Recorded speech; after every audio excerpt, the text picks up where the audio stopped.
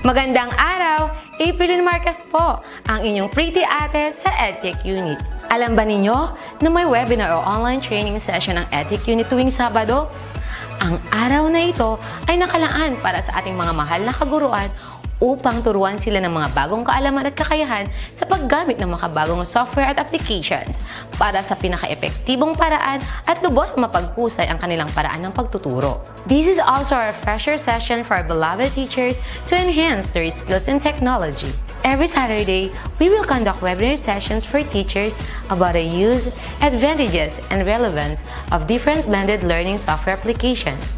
Ang webinar seryeng ito ay magsisimula ng alas 9 ng umaga hanggang alas 12 ng tanghali para sa morning session. Magsisimula naman ng alauna at magtatapos ng alas 4 ng hapon ang afternoon session.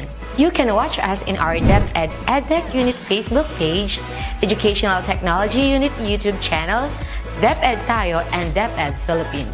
Kita-kits tayo tuwing Sabado!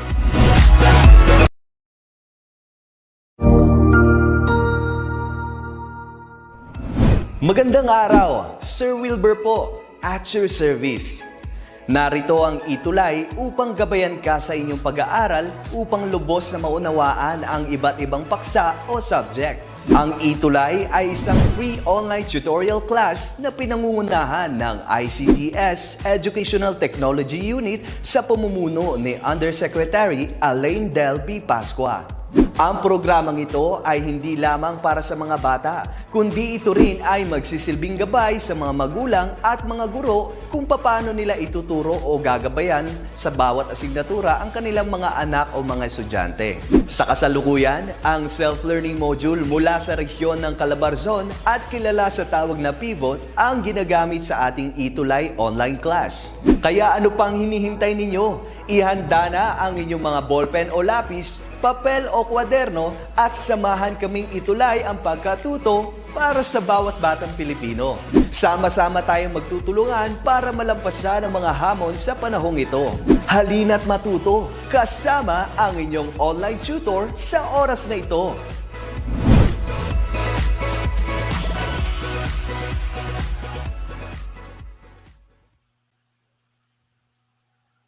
Hi learners, ETUlay Tuesday is Choose English Day. I am Tutor Jamie and I will be guiding and sharing insights on creative nonfiction. Let us now turn the wheels of our creative minds as we gear up our imagination in telling our stories by writing literary pieces in our most creative way. Last week, we have covered some of the different types and forms of creative nonfiction: autobiography, memoir, and personal narratives, as well as literary reportage. For this afternoon, we are going to continue in recalling the different types of creative nonfiction. But before that, we will have a first short activity. And by the way, this is our objective. So recall the different types and forms of creative nonfiction, such as biography, reflection essay, true narratives, blogs, travelogue, and testimonio. By the way, I am streaming live on ETUlay from our office here in our dearest Caloocan City Business High School. And I would like to make a shout out and good afternoon to our super sipag OIC Principal, Dr. Ivy Perez. Also, shout out to our school's OIC Assistant Principal for Academics in the Junior High School, Mr. Rudney M. Putong, and our OIC Senior High School Assistant Principal for Operations and Learner Support, Ma'am V. Sullivan, who are with me today. Of course, shout out to our STO Caloocan, headed by our school's Division Superintendent, Dr. Losaria. Good afternoon po sa lahat. And I will not forget also to Ma'am Angelica Joyce de los Santos, Teacher 3 of CCBHS Senior High School, for letting me use the resources I have for today. Ayan. So, let's go to our activity now. So, we are going to compare two articles. They have the same topic, which is about Boracay, but they were presented differently. So what we're going to do is that we are going to read each article about Boracay, and then we are going to answer the questions that are given. Okay. So let us proceed with reading the first part. This one is from Wikipedia. Shout out to Ma'am Dangal R. Bernardo. Good afternoon. Carl Henry Damaso. Hello po. Watching from Philippine International English School, Kuwait. Hello po. Liton Rivenjoy or Bok from Ernesto Rondon High School. Yeah. So let's begin. Boracay is a small island in the Philippines, located in the western Visayas. It has a population of 32,267 as of February 2016. The island comprises the barangays of Manok-Manok, Balag-Balag, and Yapak in the municipality of Malay in Aklan Province. Apart from its white sand beaches, Boracay is also famous for being one of the world's top destinations for relaxation. As of 2013, it was emerging among the top destinations for tranquility and nightlife. Boracay was awarded as the 2012 Best Island in the World by the international travel magazine Travel and Leisure. In 2014, the resort island was the top of the best islands in the world. List published by the international magazine Conde, NAS Traveler. And in 2016, Boracay headed the magazine's list of top 10 destinations to watch. Okay, we may want to go back there later when we are going to answer the questions. Next, I have another article, the same topic about Boracay, but presented in a different article. This is article B. Okay, the sunlight glistens as it touches the water and the ice. You can feel that you are heading in a territory where the sun holds its dominion. It is a place where bodies worship and revere the presence of that grand ball, despite the physical and cultural differences present. You've read all about it before and encountered the apt adjectives and glowing reviews. People around you swear about the effervescent qualities that can only be used for places of fantasy. It took some effort to get there. Tickets, boarding passes, and other necessities were get tossed aside upon this embarkation. They do not seem to matter, for you are here. You look again for the words that were thrown to your direction, or the articles you've read for a better way of comparing views. But they all get blurry as the scenes from the sea unfold before you. Your consciousness, for a moment, becomes a castaway. This is a, this is an article from the source Travelogue, Boracay by Mango Tours. Ayan. So we are going to answer some questions comparing the two articles. The first question is, how is Boracay described in Article A? So if you want to give your comments, your answers, you can just type it there on the comment section and I will read it for you. So how is Boracay described in Article A? Balikan natin yung Article A. So the Article A, coming from Wikipedia, describes Boracay in what way? So any comments from our participants?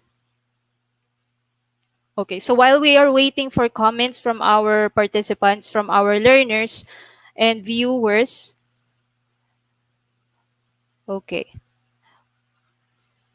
So let's answer the question earlier. How is Boracay described in Article A? So as we can see in Article A, Boracay is just mentioned, or there are just facts that are mentioned about Boracay, like it's a small island in the Philippines, that it's located in the Western Visayas, the population is 32,267, no? And if we go through the article, it also tells us that Boracay is like the center of nightlife in that province or in that part of the Philippines, and it's one of the top destinations, particularly by foreign visitors. it's also a top destination for most of us Filipinos who are here. No, actually, I haven't been to Boracay yet, but every time I hear facts or something about Boracay, it gives me that longing to be there, no, in that island. Kasi nga, it's really known for a lot of characteristics that it boasts with. So, and also, as we see Article A, it gives all the facts, the straight facts, ex- such as the awards that were earned by Boracay in some of the award giving bodies when it comes to travel and when it comes uh, to beaches and resorts. No, so there is that best island in the world in 2012, and then it was also recognized as best islands, one of the best islands in the world, no, in 2014. So parang every year, Boracay would have a different title or a different recognition from not just here locally, but also foreign, international, no? And it gives Boracay that image. Okay, there. So if we go back to the question, Boracay is described in Article A as a place where where nightlife is thriving, and a lot of a place where it's known for its nightlife, for its activities, and for its like white beaches. No, although it's not mentioned on the article, but it's the it's the image that is earned by Boracay for so many years na. And then, yun, nabigay na natin yung mga specific details given to describe Boracay. So, in other words, in Article A, Boracay was described or detailed in mostly factual, no? Yung talagang straightforward. There are not much of like going on. Alam lang natin na it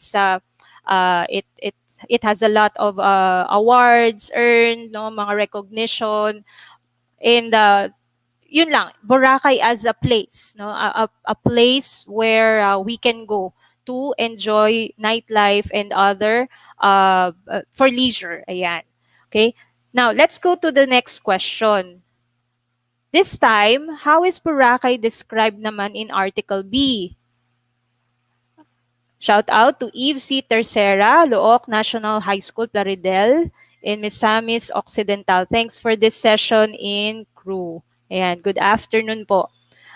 Okay, so how do we describe or how is Boracay described in Article B naman? So, and what are the descriptive details given, no, for Boracay Island? Now, let's go back to that article.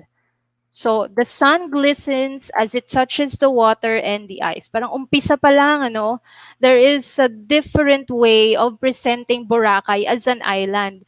It seems that if we look at if we see the article uh, in itself, it actually speaks a lot of Boracay, not just Boracay as an island, but Boracay as something alive, something na shining when the sunlight or glistens over it, no? And yung water niya, it's not just water, it's not just sea, it's not just salt water, but it's water that really gives you like that feeling of peacefulness, of a feeling of peace, of happiness when it touches you, diba? So parang enjoy na enjoy tayo.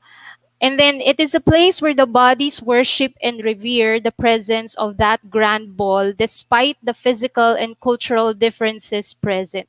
So it doesn't just tell you that or tell us that Boracay is a place where you can find different races, different cultures coming in. Kasi there are a lot of foreigners coming in the island. No, it doesn't just tell you, but it gives you that statement na uh, it the bodies worship and revere the presence of that grand ball, diba? Despite the physical and cultural differences present. There. 'Diba? So parang hindi lang straightforward na marami kang makikitang foreigners doon. It gives you an idea that Boracay is alive, and what makes it alive are the people, the different culture, the different races, different people that stay there and enjoy the place. And then you've read all about it before and encountered the apt adjectives and glowing reviews. So kanina, dun sa article A, we heard a lot of, or we have read a lot of recognition for Boracay.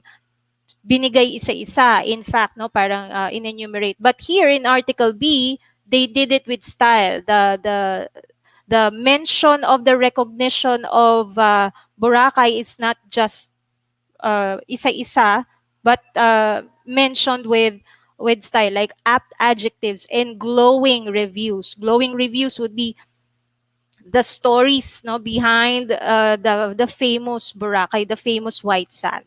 Ayan. So parang meron din sinasabi dito na it took some effort to get there. Of course, kasi you have to board a plane, or you have to ride a boat. And then tickets, boarding passes, and other necessities get tossed aside upon this embarkation. Parang it says na you don't, you become careless with all the things that you carry, no, with all the necessities that you have as soon as you set foot on Boracay. Parang wala ka nang pakialam. You throw everything that you have and then enjoy Boracay. Parang ganon. So, this article B, actually gives us a different perspective, a different view of what Boracay looks like. Not just because it's a place, a beautiful place, but a place thriving with life. Ayan. Okay? So, there's another question. Which of these articles gives you a more vivid description of Boracay Island? No? Although we have different takes on what we understand from each of the articles, but can you please give me some comments on which of the two articles would make you want to go to Boracay, like because of the vivid description? Parang if someone who was in Boracay, and would you meet, and you would ask what you can see, or what you would like uh, what you would be expecting when you come to Boracay. So which of the article would you find more interesting? Ako, I would find the second, the article B, in terms of like giving me idea, giving me inspiration, no? Kung worthy ba pumunta ng Boracay, no? So parang uh, yung article B, I would go with article B, like giving me inspiration. Yun din yung sinabi ni Miss Eve T. Tercera, B, article, no? That's what gives her a more vivid description of Boracay. Ayan. Good afternoon po, Miss Maria Luz Berzo Malino. Ayan. So, there. So with the article A, it's also good. It's also nice to read about, but it gives you the idea, only the idea and the facts of Boracay. No, it doesn't hurt then kung malaman natin the ideas and the facts about Boracay, but it for inspiration and for motivation to go to Boracay, you would need more vivid description, more intense description of the place. Ayan, especially pag parang gusto ko na rin tuloy pumunta ng Boracay. Okay. Now, again, our objective, thank you for your answers. Again, for our objective, we recall the different types and forms of creative nonfiction. We have biography, reflection essay, true narratives, blogs, travelogue, and testimonial. We go first with biography. Last week, we had autobiography, and we have given an example um, from www.quezon.ph website, wherein I gave you as an example part of the autobiography of the late President Quezon, from an autobiography he included in a privileged speech during those times in the Senate. Now we go with biography. Of course, everyone knows what a biography is. It's an account or detailed description about the life of a person written by a biographer. Of course, biographer is the term we use to call a person who writes a biography, as simple as that. Okay? Now, um, a biographer would have two sources where he can get all his facts. Kasi if you are someone who would write the life story of a person, or let's say a famous person, uh, it's really lucky of you na kung you're close to that person or to that family, to that person's family. But how about if you're not, or if that person is your idol and he passed away a long time ago? So how will you get your facts? Remember that creative nonfiction is not just being creative. Our main objective is to give facts creatively. Okay, so there are two sources that should be considered when writing a biography. The first one is the primary sources, and this includes letters, diaries, or newspaper accounts of the person of the life of that person. Maybe it may be a love letter of that person na collect, no, or a diary. I remember that book, A Diary of a Young Girl, by Anne Frank. I am actually reading it now. Medyo hindi ko pa siya natatapos, but it's really fascinating. And then you have also the secondary sources, or what we call the other biographies, or the reference books or histories. What makes this two different is the kung sino yung nauna, or how close these sources are from the person, or from the persons whose life we are writing on a biography. Kasi if it's a letter, it should be written by that person himself. No? If it's a diary, it should be the diary of that person. If it's a newspaper account, it may be, some of you may consider it as secondary sources or secondary source, but um, it can also be a primary source in terms of matching the event, when the matching the event to that event of that person, yun sa kanyang buhay, no, there. The secondary source would be considered the term, no, if you get it from another, no, from another reference. Like for example, if it's if it's another biography, you just read it and then get some ideas on it, like events there, no. But of course, we do not forget uh, to cite, to reference the source where we get it. Again, whether it's primary or secondary source, we always have to remember to citate, to reference properly our work. Yeah.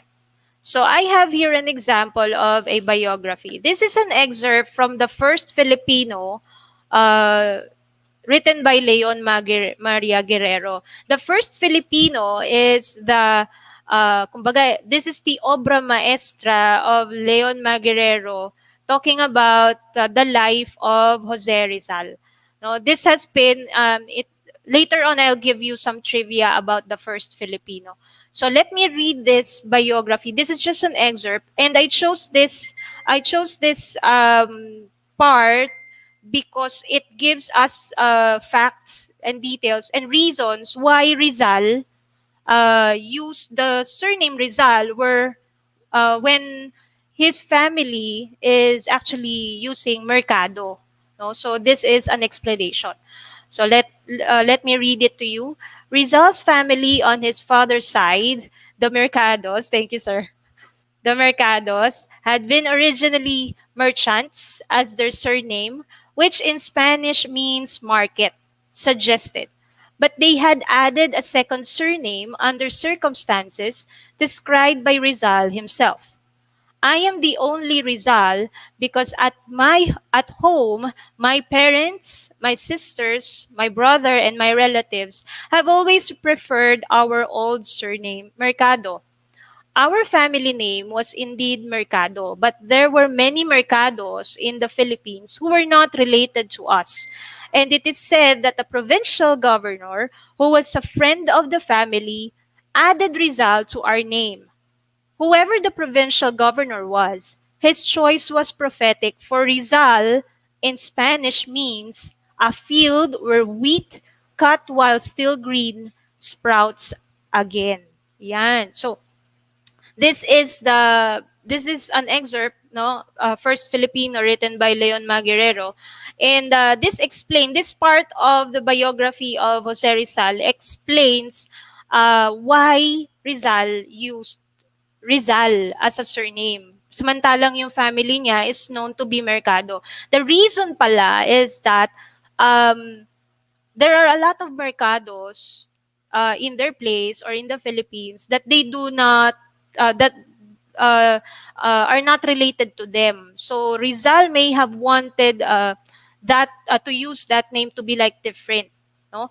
And also the Rizal did not come from anywhere else, but it was actually baptized to them, no? It was given to them by a provincial governor, showing that the Mercados or the Rizals uh, are really close to some influential people during that time.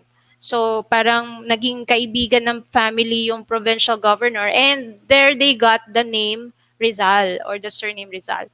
So you see, just reading such biographies would give us a lot of facts, a lot of details, and parang kausap natin si Rizal when we read these kinds of biography, di ba? So um, this is actually a big help in knowing our national hero. Ayan. Now, here are some of the trivia that I have gathered about the biography. The first Filipino is the title, A Biography of Jose Rizal. It was written by Leon Maguirero III. He is a Filipino diplomat and novelist. He has a lot of other works, literary pieces. Its first printing was in 1963, although I think it was finished in 1962. And then this is what is remarkable about it. It's awarded first prize in the Rizal Biography Contest under the auspices of the Jose Rizal National Centennial Commission. So it's actually remarkable because it became the standard when you begin to write a biography. No, it's parang siya yung sinusundan when we are going to write a biography about a certain person or about a famous person. Kasi it gives all the vivid ano. If you have, I haven't read it all, no, completely kasi medyo mahaba siya. But um some parts of it dun sa umpisa, it actually takes you back to the, hindi siya nag-umpisa dun sa Jose Rizal, hindi siya, Jose Rizal is born in the Philippines and so and so. Hindi siya nag-umpisa dun eh. The biography, Leon Maguirero actually started with the narrative of the Gomburza. No? If you remember, the Gomburza, Father Gomez, Burgos, and Zamora were the three martyrs, Filipino priests, no, that were martyred. And it was actually the triggering factor when the Filipinos started to revolt. And also the factor when Jose Rizal started to use his pen uh, in his peaceful revolution. Ayun, 'di ba? So it's really nice to read biographies like this. Next we have reflection essay. So a reflection essay, from the term alone, requires the author to inform the reader about his or her attitude, idea, or impression regarding a given topic. So when we say reflection essay, no, so sa term pa lang niya, it has to be, it's different from other essay because it gives you the reflection, no? The author describes how a certain event or person or experience impacted him or influenced him, no? It also describes the process of his or her personal growth during a significant experience. So parang ano siya, It's a life-changing story, pero based on a person's personal and real life events. So it's really different. No? Now, let's look at some examples that I have found. Here, this is an excerpt from My Little Brother, and I would like to read it to you. The day Joel was born, my mother took me with her to the hospital rather than my father. It wasn't a planned move, but Jake and my father were both feverish. I was the next best alternative. Sitting with her through every contraction, I gained a new respect for just how powerful and strong a woman could be in what might be considered their weakest moment. Holding her hand and feeding her ice chips, I gained a connection with my mother that I didn't realize we were lacking. The moment my new baby brother came into this world, I realized two things nearly simultaneously. First, you don't realize how much you need something until it's sitting in your lap. Second, my life after this moment would never be the same. The moment he curled his chubby little finger around mine, I understood the words happy accident completely. There were many different experiences in life that have changed a part of me as a person, but nothing so profoundly changed my views and outlook in life on life like the birth of my youngest brother. Joel's arrival was a life-altering event that caused me to see the world through new eyes. Okay, so this reflection essay not only gives us a narrative of a sister's meeting her new or her baby brother. It feels like that we are in the shoes or in the place of that of the author, no, of the one who wrote this essay, this reflective essay. She gave us like sabi niya, she realized two things, no? So meron reflection na pinapakita. Two things. First, you don't realize how much you need something until it's sitting in your lap. And then yung second, she admitted that her life after that moment would never be the same. So there was like a vision na her life will not be what it is from the time na nakita niya yung kanyang baby brother. So we have actually those kinds of moments, especially pag it's something na we don't expect and it's something happy and joyous. No? So why don't you try and put it into reflective writing? How does that moment change you? And how does that change your beliefs, if it has, and you as a person? Ayun. So that is a reflective essay. Next, we have true narratives. When we say naman true narratives, this is a real life account. So most common sa lahat ng types and forms ng creative nonfiction yung real life na word, no? Account told as compelling story, has the drama of fiction and the force of fact that is presented in a variety of formats. So, para rin siyang kwento. However, it is presented in different ways or in different formats. A true story with plot, with action, suspense, characters, and settings which delivers a theme or a lesson observed. Ayan. So, yun nga, para rin siyang kwento. It's just that it's something that is true. Okay? Most informal among the various types of essay, thus it does not follow a set of formats because the story is told according to writer's sense of style. And there is also always that narrative voice, the one who gives or dictates the story. Let me read to you an example of a true narrative, an excerpt from Losing Grandmother.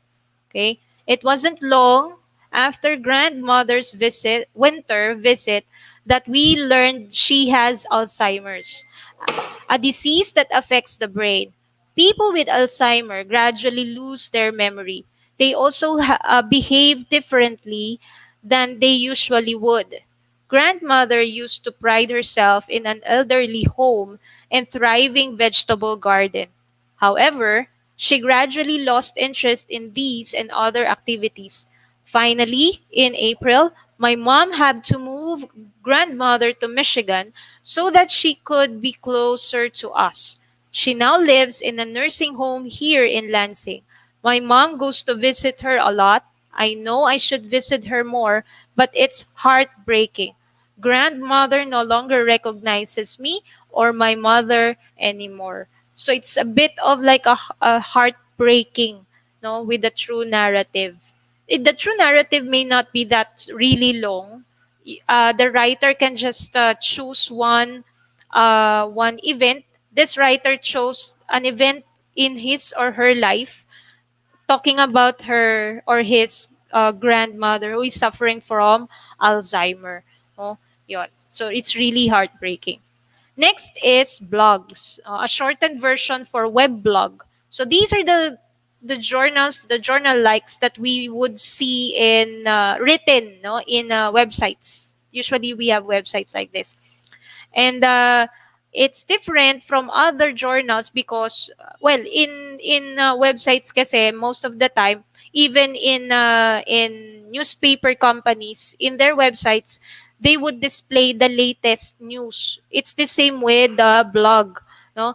um Reverse chronological order yung tawag. What is the latest would be on top of the website. Yun yung una mong makikita soon as you hit or soon as you type in and enter for the website address.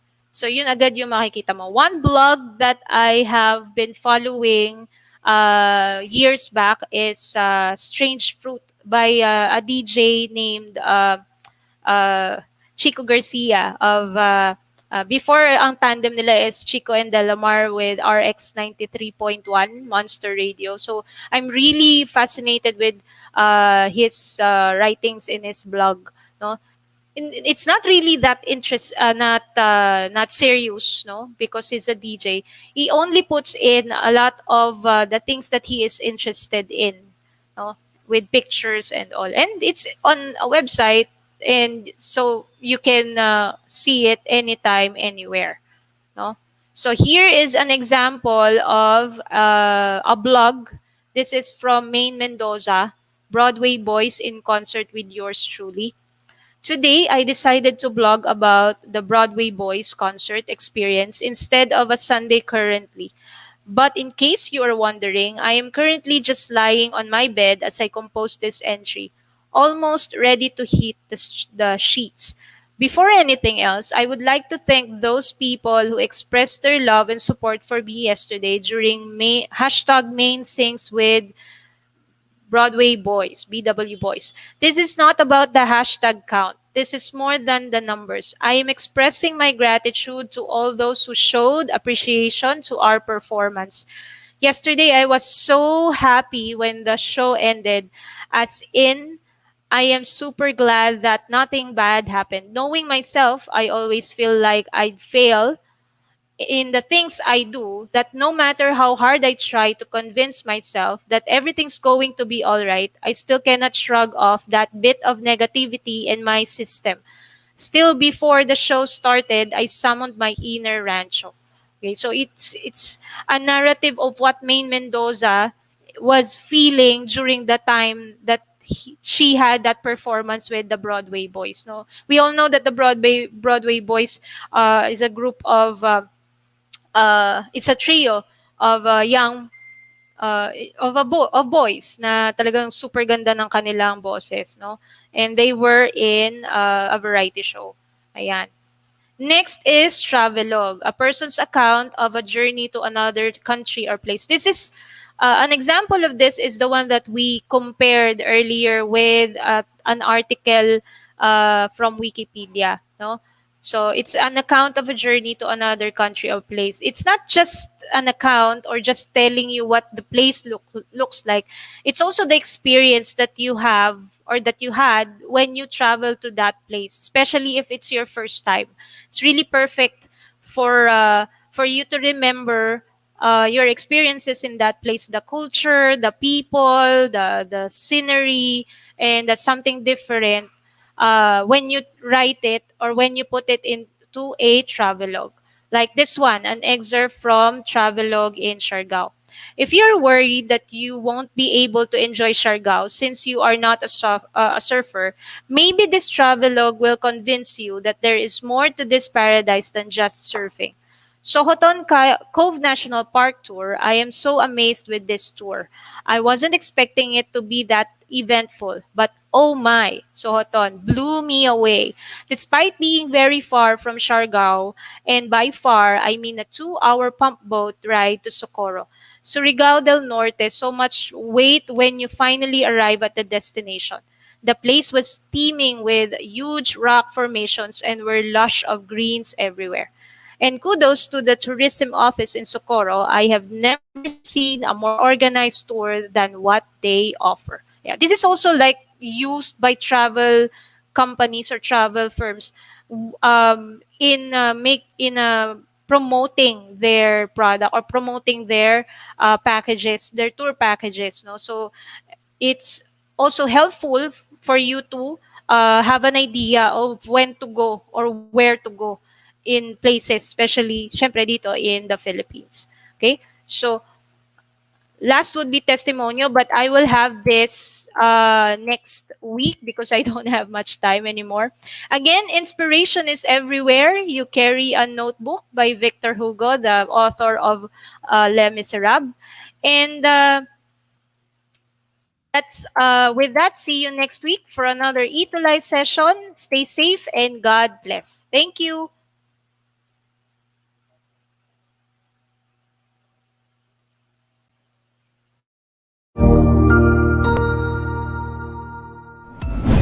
Sigurado ako na marami ka na namang natutuhan sa ating ETUlay tutorial session ngayong araw.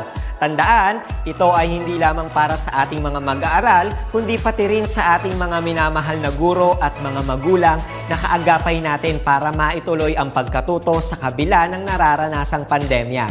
Patuloy ding sumubaybay sa DepEd TV para sa mga araling ginawang video episodes. Mapapanood ito mula Lunes hanggang Sabado, alas 7 ng umaga hanggang alas 7 ng gabi sa inyong mga telebisyon. Abangan bukas mula 1:00 ng tanghali ang iba pang aralin sa ating ETUlay free online tutorial session sa Filipino.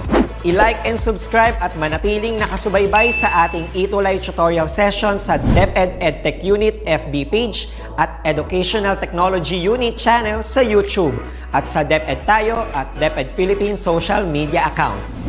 Paalam!